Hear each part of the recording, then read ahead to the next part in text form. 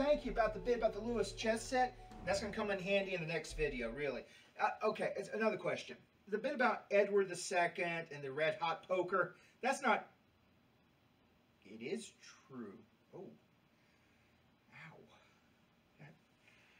Right, okay, listen.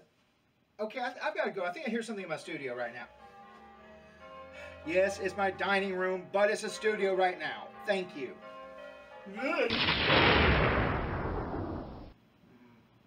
Never mind me. I could never work out how the horses were supposed to move.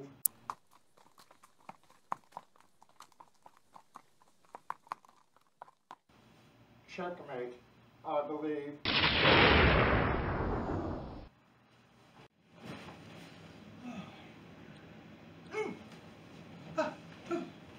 That was an intense moment.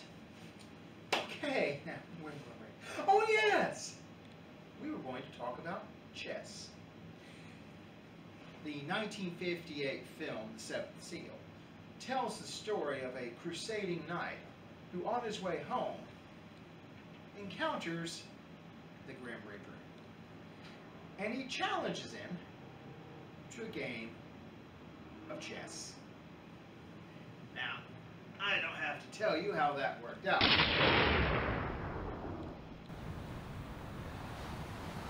No.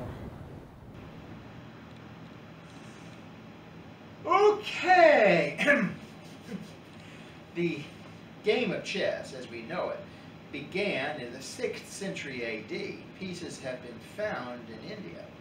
From there, the game moved throughout the Middle East, on into Europe, where it evolved into the game we know and love today. You can find a chessboard or chess set for just about any taste. Star Wars, Star Trek. I remember a set in the 1980s that was based around the Civil War. All kinds of designs. And yet we always come down to the same stylized pieces. Well, my talk today is about a set referred to as the Lewis Chessmen. So named because they were found on the Isle of Lewis in the Hebrides, in the north of Scotland. Found by a man named Malcolm MacLeod on a beach in a stone box in Uig Bay. Now these pieces dated back to the 12th or 13th century. Each one was individually carved out of whale tusk or the tooth of a sperm whale. Now nobody knows how that stone box got up to that beach, but there they were in 1831 to be found. This box contained some 79 pieces, combinations of 8 kings, 8 queens, 16 bishops, 15 knights and rooks, and 19 pawns. Enough to make at least 4, maybe 5 incomplete sets. Now most of these are in the British Museum, with 11 of them being in the National Museum of Scotland. My reproduction here, it actually was sold through them. Now, each one is an individual work of art. A craftsman with great skill.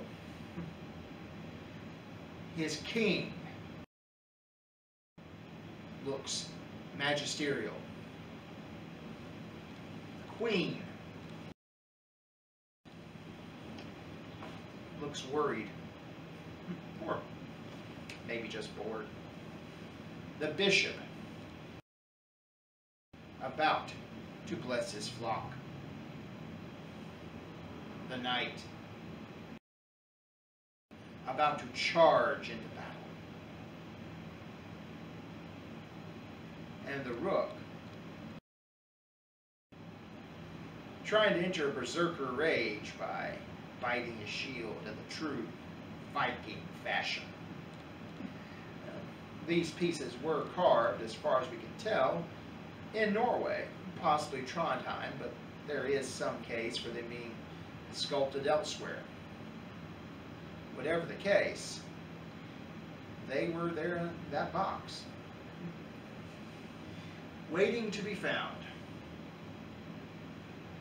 Now, my set came off of Amazon. It's not bad. It's probably about half the size of what the real pieces were. Measurements are roughly 1.38 inches for the pawns, maybe up to 4 inches for the king and queen. Now, you may have even seen them in a movie. Irving Finkel, the curator of the Middle East department at the British Museum, owns a set that he acquired piece by piece over the years. His parents would give them to him as gifts for special events, earning his final pieces when he earned his doctorate. And they were borrowed for a Harry Potter movie. Now, I haven't seen the movie myself, but, well, I hear they're good. In any event, these pieces are on their own beautiful. And even if you don't like the game, you know, I like the game all right. Can't play very well. I tend to lose quick. But even if you don't like the game, the pieces themselves are to be valued for the craftsmanship that went into them. Now, there's so much more I could say, but I'll leave it there, that you should go looking them up. I found several dozen articles. I even found an interview with Irving Finkel as he discussed how he acquired his own pieces. I get the impression he didn't like the Harry Potter movie all that much. Boy. In any event, as I frequently tell you, I'm only giving you the broad strokes.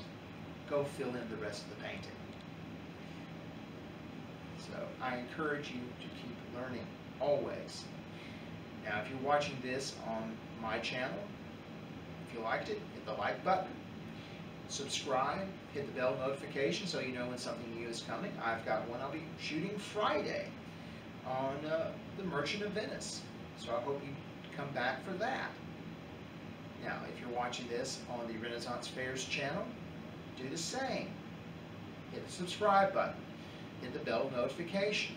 And as I've mentioned before, this year the fair has been canceled. But we're going to hold a virtual fair. So you need to subscribe to the channel just so you know when that's coming. Well, I've said my bit. So stay home, stay safe, and keep learning. Of course I will. Thank you